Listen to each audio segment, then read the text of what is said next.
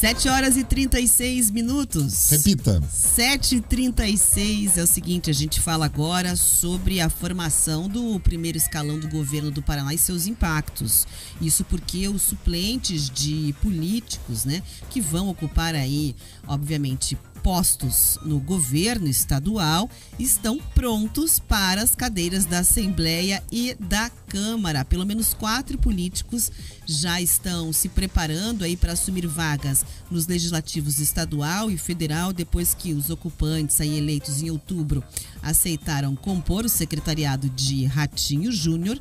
Então, temos exemplos aí. Saída de Mauro Moraes, que vai chefiar a Secretaria Estadual do Trabalho, Qualificação e Renda. Quem fica, então, com a vaga na Assembleia é o primeiro suplente do União Brasil, Nelson Justus. O parlamentar é um velho conhecido aí da política paranaense, não se reelegeu, mas estará na Assembleia Legislativa. Marcelo Rangel, do PSD, vai estar à frente da Secretaria de Inovação, Modernização e Transformação Digital do Ratinho Júnior. Com isso, quem herda a cadeira na Assembleia Legislativa é Pedro Paulo Bazana, primeiro suplente do PSD. Falando lá em Brasília, Câmara Federal, também temos 2 mudanças. Beto Preto vai ficar na Secretaria Estadual da Saúde, portanto, quem assume será Rodrigo Stacho, do PSD, foi deputado estadual na última legislatura, terminou a eleição como primeiro suplente do partido. E no Progressistas, Marco Brasil, locutor de rodeios, vai ocupar aí a vaga deixada por Ricardo Barros. Ricardo Barros, que era líder do governo Bolsonaro na Câmara, foi reeleito para mais um mandato como deputado federal, mas abriu mão do seu posto lá em Brasília para assumir aqui no Paraná a Secretaria de Indústria, Comércio e Serviços. É a segunda vez, portanto, que ele assume o cargo. Já esteve na pasta em 2014, quando Beto Richa era o governador aqui do Paraná. O Ricardo Barros era o secretário que comandava esta pasta. E aí ele conversou e comentou exatamente essa decisão de integrar o governo de Ratinho Júnior. Vamos ouvir o Ricardo Barros. Porque o partido tem agora 5 deputados federais do Paraná, 4 deputados estaduais. Temos aqui um espaço importante, né, na eleição do governador Ratinho Júnior. Apoiamos com muita determinação o projeto de reeleição do governador e temos quadros muito qualificados para participar deste momento tão importante para o Paraná. Então, como aqui nós estamos aliados ao governo, podendo participar e fazer a política de resultados, que sempre foi a minha característica, entendemos que aqui o partido que é presidido pela deputada estadual Maria Vitória está com um foco mais importante, mais adequado do que estaria em Brasília. Bom, tão conhecido pela habilidade de articulação política, Ricardo Barros também falou aí sobre um cenário para as próximas eleições de 2026. Depois das eleições municipais, novas forças se estabelecerão, né? E a partir deste novo desenho de forças políticas, vamos fazer a chapa que irá fazer a sucessão do governador Ratinho Júnior, 2 vagas para o Senado, vice-governança. Temos um espaço político grande e me parece que haverá entendimento entre os partidos que hoje apoiam o governador para um projeto de continuidade desse bom momento que vive o Paraná. Bom, então, além dos 4 suplentes que devem ocupar as cadeiras, tem mais um político paranaense que pode se beneficiar até fevereiro. Caso Sandro Alex tenha aí o seu nome confirmado como secretário de Infraestrutura e Logística no próximo mês, quem vai assumir na Câmara Federal é o segundo suplente do PSD, é Stefanes Júnior. A Câmara de Vereadores aqui de Curitiba também vai ter mudanças, aí 4 mudanças que vão chegar a partir, obviamente, do resultado das últimas eleições. Teve vereador que foi para a Assembleia, vereador que foi até se tornou deputada federal, então, né, prestes a assumir o posto, a gente deve ter uma renovação política, o que levanta uma discussão bastante importante, Pedroso, porque os ouvintes muitas vezes dizem assim, poxa, se eu soubesse que aquele político iria para o executivo, por que eu ia deixar o meu voto com ele? Olha, a gente pode separar um pouco dessa discussão. Eu acho que você tem primeiro esses candidatos que são eleitos por um posto e durante ali, no meio do mandato, se candidatam a outro.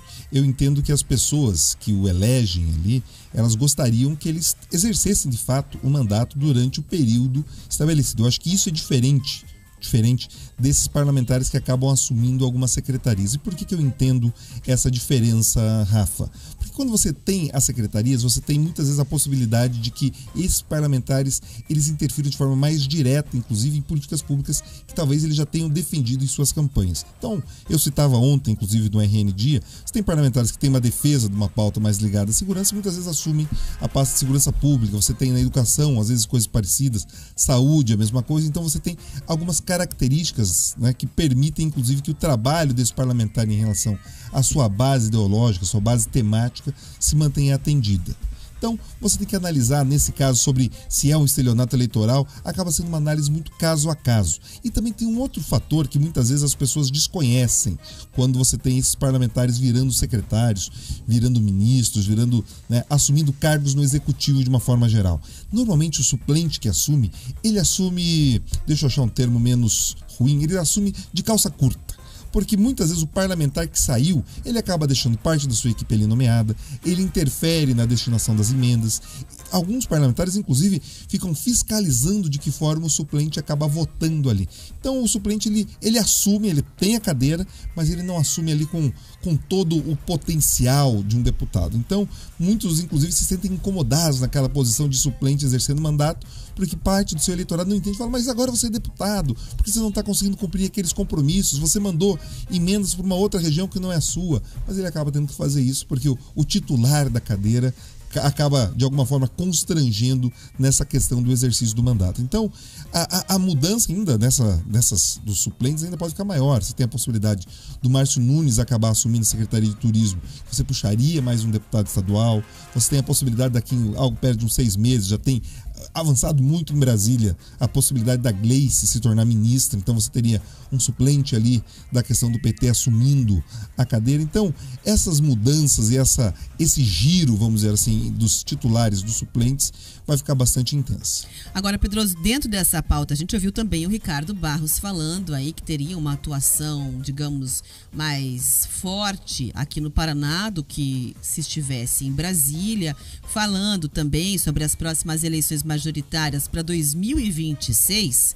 E o Ricardo Barros deu umas aspas ali dizendo o seguinte, que a política de resultados é a característica dele. Eu queria te perguntar o seguinte, Pedroso, como é que fica a vida política, por exemplo, desses grandes nomes, não só aqui do Paraná, que foram os protagonistas do governo Bolsonaro a partir de agora? Eu acho que a gente pode pensar em figuras distintas, né? Você tem muita gente que era protagonista no governo Bolsonaro que seguirá protagonista. Você pega o Ciro Nogueira, continuou como senador, muito importante ali no Piauí.